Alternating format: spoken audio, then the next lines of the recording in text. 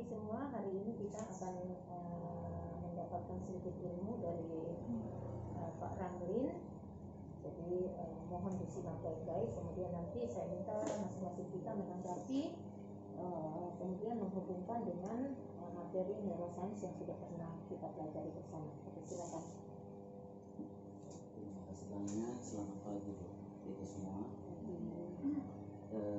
Kita perhatikan gambar yang dikirim oleh Ibu tadi. Nah, sebenarnya gambar yang kemarin dengan sekarang ini konsep besarnya sebenarnya. Jadi mestinya ini yang dijelaskan terlebih dahulu. Dari kemarin karena ini jadi akhirnya jelaskan kedua. Nah, konsep kognitif neuro education ini sebenarnya kalau misalnya kita terjemahkan kata per kata, di sini ada kognitif itu bicara soal proses mengetahui, sedangkan neuro itu bicara soal saraf otak atau cara kerja otak lah istilahnya. Kalau pendidikan, kalau dari bahasa Latinnya educare, artinya menuntun.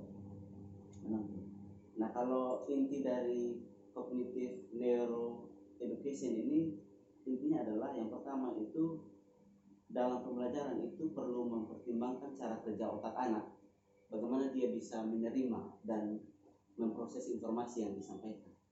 Jadi itu intinya. Jadi penekanannya lebih kepada kita memahami cara kerja otak anak, bagaimana dia bisa menerima dan mengelola informasi. Nah, itu juga tergantung dari umurnya. Umur sekian anak itu dia level sudah menganalisis atau hanya sekedar dia memahami tanda saja. Nah, jadi lebih penekanannya ke situ. Kemudian poin kedua itu lebih kepada bagaimana menciptakan pembelajaran yang kontekstual. Nah, karena ini pada anak seperti yang dijelaskan kemarin juga, gunakanlah contoh-contoh yang ada di lingkungan sekitar. Jadi itu inti penekanan di neuro education kognitif ini. Jadi itu intinya. Nah, kalau kita perhatikan di gambarnya ini ada garis anak panah ya, disiplin ini. Nah, artinya konsep ini sebenarnya mau dibawa ke transdisiplin karena kita sekarang ada di fase tidak lagi di interdisiplin itu.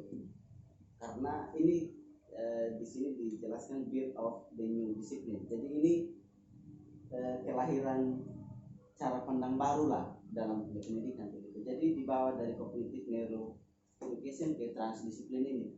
Nah, di sini dijelaskan soal contemporary pedagogy. Artinya pendidikan yang sedang dijalankan sekarang kan boleh dibilang sangat konvensional lah istilahnya. Nah, kemudian ada neuroscience. Jadi di tengah-tengah education ini sebenarnya ini pendidikan yang diterapkan sekarang. Nah, yang mau digabungkan ini soal transdisiplin dengan neuroscience ini. Jadi penggabungan antara paradigma transdisiplin dengan neuroscience. Jadi memandang pembelajaran itu lintas disiplin ilmu itu sebagai sesuatu yang utuh lah istilahnya. Sesuatu yang utuh. Kemudian di samping itu kita juga harus mempelajari soal kemampuan otak anak itu bagaimana cara dia menerima dan memproses informasi. Sehingga ada anak panah ke atas itu ada transdisiplin factor, itu artinya anak panah transdisiplin. Jadi dari hasil penggabungan antara transdisiplin dengan neuroscience ini menghasilkan ini transdisiplin ini. Jadi penggabungan, kemudian kita juga disarankan untuk mempelajari soal ilmu cara kerja otak yang kognitif, proses mengetahui. Jadi ilmu tentang proses mengetahui yang kognitif science ini. Jadi intinya ini penggabungan antara transdisiplin dengan neuroscience menghasilkan konsep pendidikan transdisiplin yang di dalamnya seorang guru mempelajari soal yang tadi yang saya kirim di grup itu kan ada tahap perkembangan kognitif. Nah, misalnya di umur 2 sampai 7 tahun itu kan di sini ada egosentris. Nah, misalnya seorang anak mempunyai 2 makanan lah, katakanlah begitu. Kita paksa dia untuk kamu harus harus bagi ke temanmu. Nah secara teorinya tidak bisa. Kalau anak tidak mau ya memang dia di level itu, level egosentris itu. Jadi kita tidak bisa paksakan. Kalau misalnya dia mau berbagi ya bersyukur, tapi secara teorinya kalau dia egois dan segala macam memang dia di fase itu gitu. Nanti di umur 7 sampai sekian tahun itu baru dia bisa berbagi, mungkin dia sudah mulai mengenal teman sekitar dan seterusnya gitu. Jadi ini lebih kepada penekanan kepada seorang guru yang harus memahami cara kerja otak anak, bagaimana dia bisa menerima dan mengelola informasi. Kira-kira begitu. Jadi yang transdisiplin ini sebenarnya penjabaran di gambar yang saya jelaskan kemarin. Jadi ini konsep besar soal neuroscience. Tapi memang harus diterangkan dulu yang kemarin sehingga ini lebih mengerti. Ya, lanjut. Jadi kira-kira begitu. Jadi konsepnya. Tapi itu harus dicermati betul, periode 0 sampai 2 tahun, 2 sampai 7, kemudian konkret operasional 7 sampai 12, formal operasional itu 12 tahun. Ya, guru harus lihat betul-betul itu perkembangannya, di mana karakteristik 7 sampai 12 tahun itu adalah apa? Reversibility, conservation, apa itu?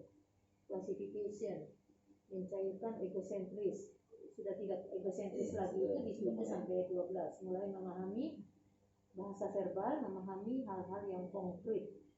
Jadi konkretnya itu masuk di usia 7. Makanya ketika kita berhubungan dengan anak-anak yang usia 2 sampai 7, mereka belum konkretnya itu belum ada ya, konkret operasionalnya itu belum punya, sehingga kita dibantu dengan, kalau Montessori itu kan dibantu dengan alat-alat peraga untuk membangun pemahamannya mereka. Ya, oke. Terima kasih Pak Ramli. Nah ini ada hubungannya dengan reptilian limbik, neolimbik, paleolimbik, prefrontal. Saya minta silakan Cindy dulu, kemudian siap-siap Nova. Tahu saya Nova. Lalu kemudian Seri ya. Oke, silakan ini silakan. Dengan neuroscience yang kita sudah, karena neuroscience yang kita pelajari juga kan dengan behavior approach kan. Jadi ini blocking. Silakan. Kalau tadi Kak Ramli udah ngomongin tentang apa ya, penggabungan antara transisi dan demo itu, kalau di sini penekanannya sama neuroscience. Kalau menurut aku tuh yang lebih kepada pendekatan behavioralistik terhadap apa ya, pembelajaran ada bagaimana cara kita memahami anak juga. Jadi tadi kan disebutkan tentang cognitive neuroeducation. Di situ disebutin bahwa berarti ada penekanan dalam mempertimbangkan kita sebagai tutor atau kita sebagai fasilitator untuk memahami cara otak anak itu sesuai levelnya, sesuai umurnya juga dalam menyerap informasi gitu. Nah, itu juga ditekankan tadi pembelajaran yang kontekstual. Berarti di sini kan ada evolusi sistem belajar. Nah, itu sekarang kita kaitin dengan neuroscience yang kemarin, berarti kan kita mencoba untuk memilah proses pembelajaran yang mana yang sesuai dengan reptilian, dengan sisi otak manusia pada anak yang sedang aktif saat itu. Dan misalnya anak-anak di usia dini yang masih umur sekitar 2 tahun itu, yang bekerja yang reptilian brain-nya itu, karena yang paleolimbik dan 2 brain lainnya itu masih belum on gitu. Jadi kita harus sesuaikan model pendidikan yang sesuai dengan reptilian brain mereka gitu. Kita menyesuaikan seperti misalnya mereka ini respon reptiliannya seperti flee atau fight atau freeze gitu. Jadi kalau misalnya seperti itu, anak misalnya belajar tiba-tiba seperti itu, kita masih fokus pada penanganan reptilian brain mereka. Terus maju lagi ke umur yang lebih besar, kita juga mungkin berarti sudah belajar lebih kompleks lagi kepada limbiknya, ke neolimbiknya, sama juga prefrontalnya gitu. Jadi sesuai tingkatan umur, sesuai kematangan berpikir mereka. Ya. Jadi kalau yang kita hadapi sekarang kan 2 sampai 7 tahun itu sebenarnya sudah memasuki fase keduanya di sini. Dia sudah seperti siapa namanya itu? Dia sudah masuk di pre-operasional. Bukan pre, sudah konkret. Sudah di 7. Tapi di bawah VD itu masih di periode 1 sama periode 2. Ya. Berarti kalau VD sebenarnya sudah bisa mengingatnya, itu sebenarnya sudah on. Davi juga sudah on sih sebenarnya. Kemarin saya coba musik itu dari P20 Montessori online itu saya coba siapa namanya si Kathleen ya. Kathleen itu sudah bisa mengingat. Ada videonya itu mengingat kan ajak dia musik mengingat mana aja yang dia tekan itu dia sudah bisa itu di usia 7. Nanti coba deh sama si ini. Nanti coba sama Fide. Nanti Fide saya minta sebentar untuk coba praktekin itu. Kalau memang sudah bisa ya musik itu sebenarnya sudah bisa kita ajarkan dia mereka. Guru musiknya ada, cuma lebih sakit itu guru musiknya. Jadi kan bisa gitar, ada 2 alat yang dia bisa.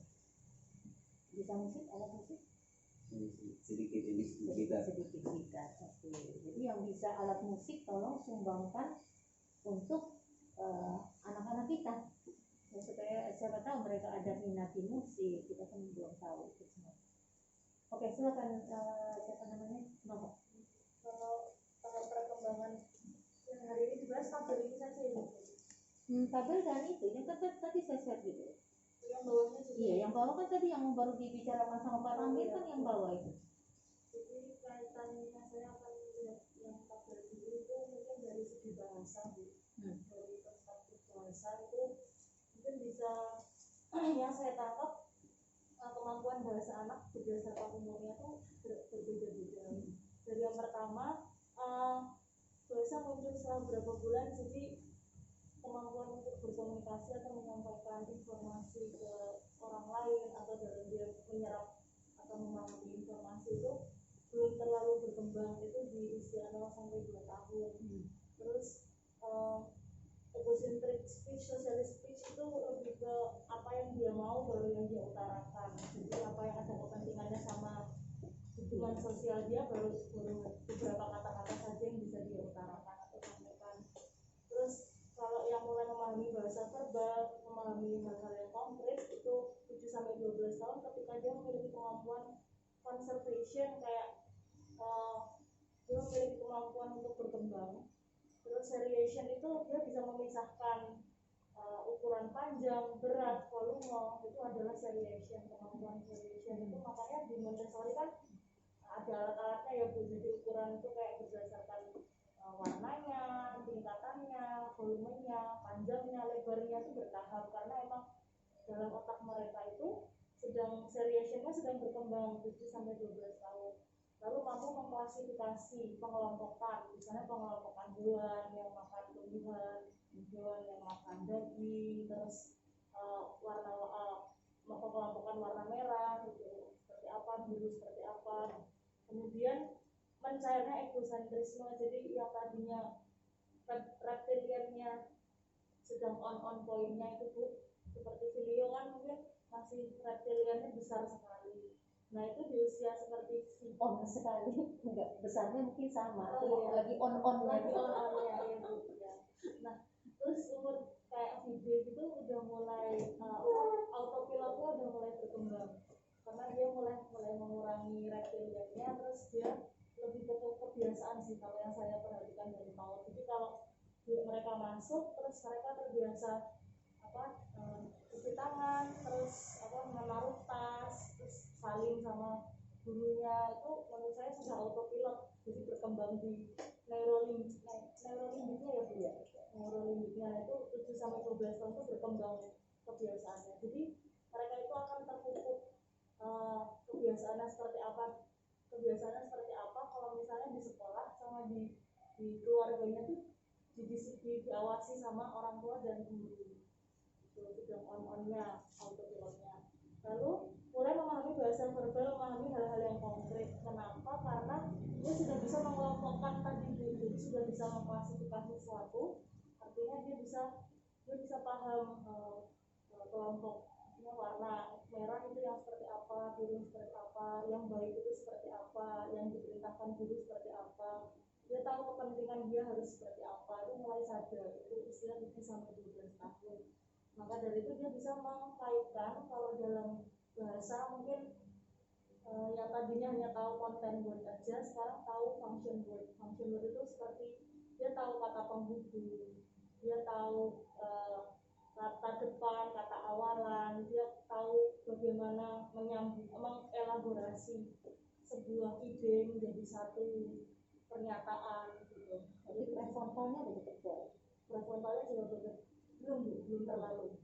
Prefrontalnya dewasa kan dia punya, tapi dia sudah paham kalau dia punya misalnya ide, saya hari ini tidak semangat belajar, kenapa? Nah, dia sudah bisa mengungkapkan perasaannya itu. Karena di rumah misalnya hari ini ibu saya sibuk mengurusin adik-adik saya, sudah bisa menjelaskan sampai ke anak itu. Itu sudah bisa mengungkapkan perasaan ya. Berarti cocok buku mengenal emosi ya. Tapi sama video kayaknya mengenal emosi kayaknya belum dapat dah. Dia masih jalan aja, malah dia pergi ambil apa namanya mobil-mobilan digeret begitu. Saya kan lihat di videonya, ya ampun. Awalnya kan video bagus ya, yang di cerita pertama itu video bagus. Video masuk kan, awalnya dia masih jalan, tapi tiba-tiba dia masuk malah dia yang fokus di situ. Nah, yang video kedua, bercerita kedua, dia cuma sebentar ya, dia datang lihat, dia ini bukunya, baru dia pergi lagi ambil mainan, kabur. Itu video ya, yang video kedua saya perhatikan. Berarti memang untuk mengenal emosi itu memang mungkin belum cocok kayaknya untuk si video, belum cocok ya. Ya, dia masih emosi, ininya apa, reptilian brainnya masih terlalu on. Ya. Jadi kalau umur 7 ke atas, itu dia mampu mengutarakan informasi dengan urutan kata yang sudah lebih rapi daripada 7 tahun ke bawah. Karena kadang kalau di kelas pun dia suka cerita gitu, Bu, hari ini mama saya kayak gini. Siapa? Saya Vide ya. Kadang sih kalau istirahat gitu, kayak aku kemarin 2 kali gitu. Itu dia kayak cerita mamanya gimana, saya berangkat kerja, terus dia cerita adiknya Yang kerja mamanya ya. Terus kayak dia cerita itu adik saya berdua saling bertengkar, aku diem aja, aku nggak ikut misalnya gitu. Kan ada informasi yang dia coba sampaikan itu. Yang tertanjakan nggak adik-adik? Oke. Tahu. Ya, baik, terima kasih Nova. Iya. Silakan saya. Kalau dari saya mungkin kalau lihat ibu sama David pastinya ini beda, yaitu motivasi mereka belajar yang misalnya video yang pertama dia membaca sampai menangis, mungkin di situ tentang motivasi sekunder, tapi sekarang mereka masuk ke motivasi primer, yaitu mereka sakit juga. Kemarin video sakit mau istirahat dulu, mau belajar katanya kemarin video itu kan sudah masuk di motivasi primer mereka. Sama juga Davi yang dia sakit, kata mamanya dia mau belajar karena mau mengamati tanaman tumbuhan kacang hijau. Jadi dia sakit, mereka tetap datang, itu mereka sudah masuk di motivasi primer, yaitu dari dalam diri mereka sendiri yang awalnya mereka dipaksa untuk baca, sekarang mau membaca, mau hore, mereka seperti semangat gitu. Dan dari awalnya mereka itu tidak bisa, tapi sekarang motivasi dari diri mereka sendiri seperti itu. Sudah on ya. Sudah on. Oke. Tapi baru untuk Davi dengan Vide. Gimana Galang dengan galang dengan ada Misal seperti apa? on progress. On progress ya. Tapi emang susah karena mereka reptilian brainnya juga lagi on sama-sama. Jadi kadang-kadang free, tapi freeze nggak? Freeze kalau misalnya mereka freeze sih Jarang, lebih banyak kabur ya. ya Lebih banyak free atau enggak fight. fight ya. Oh ya fight dia si mode ini onnya si siapa adanya video ya. Visto. Berdua sih memang Dua-duanya kayaknya fight gitu ya. fight each other. Yang kabur cuma si Vide aja ya. Vide kelihatan dari matanya itu. Kalau dia lagi nggak suka, lari matanya itu lari kemana-mana. Di video juga kelihatan tuh. Kalau dia lagi pergi dari pelajaran gitu lah. Sekalipun gurunya ada terangkan, matanya itu tidak di situ. Dia sedang kabur. Ya, jadi kita bisa paham ya dari materi neuroscience yang kita pelajari itu kita bisa mengidentifikasi reaksi perilaku di anak, kemudian apa yang harus kita lakukan pun sudah diajarkan ya, tinggal prakteknya loh ini. Prakteknya itu agak susah ya. Gimana kamu pengalaman prakteknya? Kita sudah tahu nih neuroscience-nya begini, dia lagi on ini, lagi on itu. Kita sudah tahu bagaimana cara penanganan. Ketika praktek seperti apa? Prakteknya masih sulit tuh. Masih sulit itu ya. Nah itu, disitulah yang paling lama itu kita paham bagaimana prakteknya itu yang memang paling sulit sih. Karena kan untuk kasih pembelajaran mereka harus menerima dulu. Kalau mereka belum menerima berarti nggak bisa masuk informasi itu. Jadi lebih baik kita tangani dulu manner mereka. Kayak misalnya reptilian brain mereka kan misalnya lagi on di free atau gimana. Kita harus apa ya? Memang sulitnya itu di menetralkan apa ya? Mereka harus dibiasakan untuk misalnya mengontrol reptilian mereka. Kayak misalnya si Ide waktu itu reptiliannya masih on banget, dikit-dikit nangis kalau baca. Sekarang kan dia udah masuk ke paleolimbik di mana kayak dia udah mulai terbiasa membaca, itu jadi hal yang menyenangkan kayak gitu. Nah ini juga di anak-anak yang di bawahnya, yang level di bawahnya ini masih sistem yang kayak ikut-ikutan teman, masih fight-nya mode on dan kayak belum mannerless lah gitu. Jadi kan mereka harus dibimbing bahwa datang ke sekolah itu untuk bersama teman, bersosialisasi dan juga belajar gitu, tidak semaunya seperti dewe gitu. Jadi awalnya mungkin membangun itu dulu sih. Aturan berarti kau harus sosialisasi aturan. Kalau aturan menurut Kau sudah sosialisasi aturan? udah, tapi tetap seperti itu. Jadi lebih baik ke kebiasaan gitu. Kalau kebiasaan kelas ya misalnya apa ya, kasih mereka ini sih kayak feedback yang baik, kayak ayo diajak gitu sih. Kalau sebenarnya mereka kalau melihat dari tipikal cara mereka supaya tertib tuh begitu Bu. Soalnya kalau langsung belajar kayak gini dia langsung menolak. Enggak. Circle time-nya kan mesti kuat tuh. Iya, karena Di mereka circle time-nya itu kan yang kita harus masukkan aturan-aturan. Tapi coba terus, jangan pernah menyerah. Jangan pernah menyerah. Sekalipun chaosnya amit-amit sebelum baik. Tapi kita kan mencoba gitu loh. Jangan kau pikir cuma di sini yang sulit. Cucu saya Esa juga. Jadi abis baca dia lompat, ambrol semua ini huruf-huruf. Harus bujuk lagi dia untuk masuk kembali. Jadi sama sulitnya karena dia juga reptilian limbiknya sedang on yang usia 5 tahun. Jadi pendekatannya memang pendekatannya ya tarik ulur dengan ini, tapi metode bapaknya punishment, tapi bukan punishment yang fisik, tapi dia kasih duduk di mau belajar apa enggak. Kalau dia nggak mau jawab, bapak taruh di atas lemari baru biarin. Jadi kamu mau diturunin sama oma atau sama bapak? dia biasa pilih oma ya, berarti saya yang pergi ke situ nih. Habis itu belajar. Tapi itu kurang bagus itu kalau menurut Montessori itu nggak bagus itu karena belum ada motivasi belajar dan belajarnya itu karena punishment. Ya, kalau memang kalau di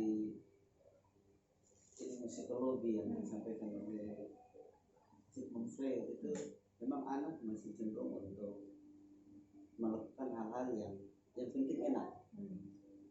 Jadi tidak mempertimbangkan apakah ini benar, salah, indah dan seterusnya.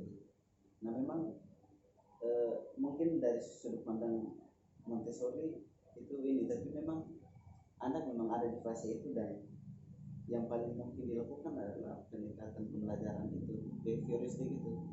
Nah reward and punishment itu tidak dalam bentuk pukulan dan juga hadiah berupa barang, tapi kayak ibu bilang tadi misalnya memberikan pujian, memberikan punishment yang misalnya suruh berdiri di depan kelas mungkin berapa menit kayak gitu dan seterusnya.